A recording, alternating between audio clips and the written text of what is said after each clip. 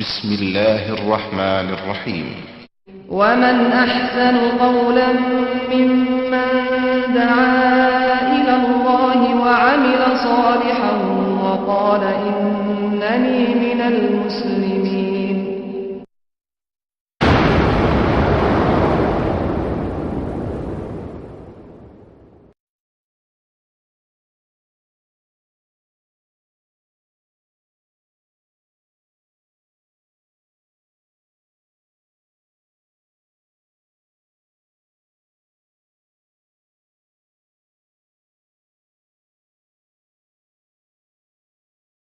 نہیں ہوں گے تو مرنے کے بعد تم قبر میں توبہ کرو. ہاں آج کل ہو رہے ہیں توبے, لوگ کروا رہے ہیں. ہمارے دیش میں کیا سے کیا جو ہو جائے سب صحیح ہوتا ہے. اب تو قبر میں مولوی اتر گیا ہے. ایک دن آئے گا کہ ہم کو بھی اس کے ساتھ سلو مائکرو فون لگا دو, اب ہم کو جنت میں ڈال کے ہی آئیں گے. قبر میں اتر کے کہہ رہا ہے بیٹے فلان بیٹے فلانی کلمہ توحید پڑھیے. اور میرے بیٹے تنویر قریشی پڑھو لا الہ الا اللہ محمد الرسول اللہ.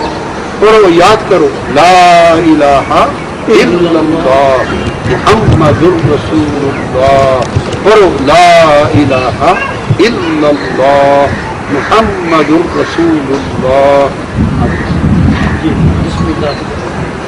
آپ زندگی میں کہا کرتے تھے میرے آقا سید المرسلین جناب محمد الرسول اللہ تشریف لا چکے ہیں. آپ کہیے ہاں کہیے یہ کون ہے. یہ ہم نے کہا لعنت اللہ علی الکاذبین. اور اے مسلمانوں, ارے تمہارے دماغوں کو بھی ہم کیا کہیں. ان کا ولی مشرک ہوتا ہے, شیطان کا ولی شیطان پرست ہوتا ہے. شیطان کا ولی اور دوست وہ ہوتا ہے جو شیطان کے کہنے پر اللہ کے علاوہ کہیں اور بھی اپنے سروں کو ٹیکتا اور چکاتا ہے. اللہ کے علاوہ کہیں اور بھی جھولیاں پھیلاتا ہے. اللہ کے علاوہ کسی اور کو بھی مشکل کشا اور حاجت روا سمجھتا ہے. اللہ کے علاوہ کسی اور کو بھی اپنا جو ہے کیا کہتے ہیں فریاد رس اور اپنا بیٹا اور بیٹی دینے والا سمجھتا ہے. اہل حدیث کا بچہ ہو یا اہل حدیث کی ماں اور بہن بیٹی ہو, وہ کبھی اللہ کے سوا کسی اور کو مشکل کشا حاجت روا سمجھ سکتی ہرگز نہیں. لوگوں کے officers, police department, I want to cooperate to you because I am interested in the establishment of the peace of the town. اس لیے میں سہیوگ کرتا ہوں, آپ بھی سہیوگ کیجیے. جس کو ماتم کرتا ہوا دیکھو, عزاداری کرتا دیکھو, آفیسرز سمجھ جانا چاہیے. اور جس کو قبر پہ پھول چڑھاتا دیکھو, چادر چڑھاتا دیکھو, عرس کرتا دیکھو, درگاہوں میں ادب سے کھڑا دیکھو, سمجھ جانا سننی ہے. اور جو دونوں سے لڑے وہی وہابی ہے. تو کوئی عزاداری کرتا ہوا ملے سمجھ جانا شیعہ ہے, تازیاداری کرتا ہوا ملے سمجھ جانا سنی ہے, اور دونوں کو بدعت کہتا ہوا ملے تو سمجھ جانا وہابی ہے.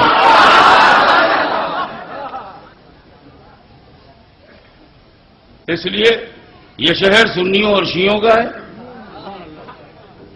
آپ جہاں سے آئے وہیں چلے جائیے. دین جو دین برحق ہے اور اسی دین کے ہم داعی ہیں, اسی دین کی طرف ہم دعوت دینے والے ہیں. اور دنیا ہمیں چور کہے کہنے دو, دنیا ہمیں ڈاکو کہے کہنے دو, دنیا ہمیں بد مذہب کہے کہنے دو, دنیا ہمیں لعنتی کہے کہنے دو. ہمیں شمع برابر بھی ہم ان کی باتوں کو جوتے کی ناک پر رکھ کر اڑا دیتے ہیں. ہم اس کان سے سنتے ہیں اور اس کان سے اڑا دیتے ہیں. کیوں؟ اس لیے کہ چور ڈرتا. السلام علیکم ورحمۃ اللہ وبرکاتہ. الحمد للہ نحمده ونستعینه ونستغفره ونؤمن به ونتوکل علیہ ونعوذ باللہ من شرور انفسنا ومن سیئات اعمالنا. من يهده الله فلا مضل له ومن يضلل فلا هادي له واشهد ان لا اله الا الله واشهد ان محمدا عبده ورسوله. اما بعد فان خير الحديث كتاب الله وخير الهدي هدي محمد صلى الله عليه وسلم وشر الامور محدثاتها وكل محدثة بدعة وكل بدعة ضلالة وكل ضلالة في النار. قال الله تبارك وتعالى في كلامه المجيد: أعوذ بالله السميع العليم من الشيطان الرجيم.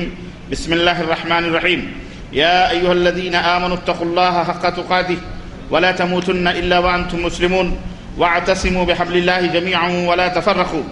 وقال تعالى في موضع آخر ومن يبتغ غير الإسلام دينا فلن يقبل منه وهو في الآخرة من الخاسرين. وقال تعالى إن الدين عند الله الإسلام. اللهم صل على محمد وعلى آل محمد كما صليت على إبراهيم وعلى آل إبراهيم إنك حميد مجيد. اللهم بارك على محمد وعلى آل محمد كما باركت على إبراهيم وعلى آل إبراهيم إنك حميد مجيد. تمام قسم کی حمد و ثنا کبریائی اور بڑائی اس اللہ عز و جل کے لیے لائق و زیبہ ہے جس نے ہمیں اور آپ کو پیدا فرمایا، اور بیش بہا درود و سلام اس ذات مبارکہ مطہرہ پر جن کا نام نامی اسم گرامی احمد مجتبیٰ محمد مصطفیٰ صلی اللہ علیہ وسلم. معزز محترم علماء کرام، سامعین اعظام، نوجوان دوستوں، بزرگوں اور بھائیوں، اور قابل احترام پردہ نشین اسلامی ماں اور بہنوں، آج بتاریخ 2 ذی القعدہ 1432 ہجری مطابق 30 ستمبر سن 2011 عیسوی کے اس ایک روزہ اسلامک کانفرنس جو اسلامک دعویٰ سینٹر الجبیل کے زیر نگرانی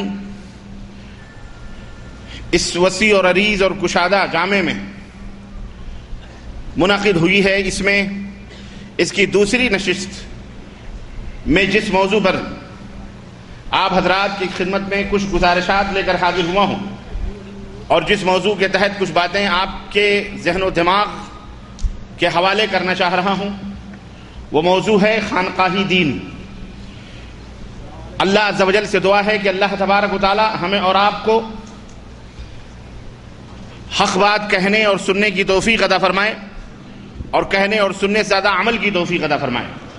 اور اللہم ارنا الحق حقا وارزقنا اتباعہ وارنا الباطل باطلا وارزقنا اجتنابہ. اے اللہ ہمیں حق کو حق دکھلا اور اس کے اتباع کی توفیق عطا فرما، اور باطل کو باطل دکھلا اور اس سے پرہیز اور بچنے کی توفیق عطا فرما. آمین یا رب العالمین. دوستوں اور بھائیوں، موضوع بہت طویل ہے اور وقت بہت قلیل ہے، اس لیے میں تفصیلات میں نہ جاتے ہوئے میں اپنے اس موضوع کے صلب میں اور اس کے اندر داخل ہو رہا ہوں، اور کچھ بنیادی باتیں آپ کے ذہن و دماغ میں بٹھانا چاہ رہا ہوں. اسلام جو ایک ابدی اور سرمدی دین ہے، جسے اللہ تبارک و تعالیٰ نے حضرت آدم علیہ السلام سے لے کر کے قیامت تک کے لیے اپنے بندوں کے لیے لازم قرار دیا ہے. اسلام ایک ایسی ناقابل حقیقت، ایک ایسی ناقابل انکار حقیقت جس کو پوری دنیا تسلیم کرتی ہے.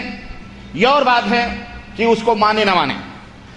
یہ زندہ جاوید دین ہے، اور اللہ تبارک و تعالیٰ نے اپنے بندوں کے لیے اسے منتخب کیا ہے، اور اعلان فرما دیا وَمَن يَبْتَغِ غَيْرَ الْإِسْلَامِ دِينًا فَلَن يُقْبَلَ مِنْهُ وَهُوَ فِي الْآخِرَةِ مِنَ الْخَاسِرِينَ.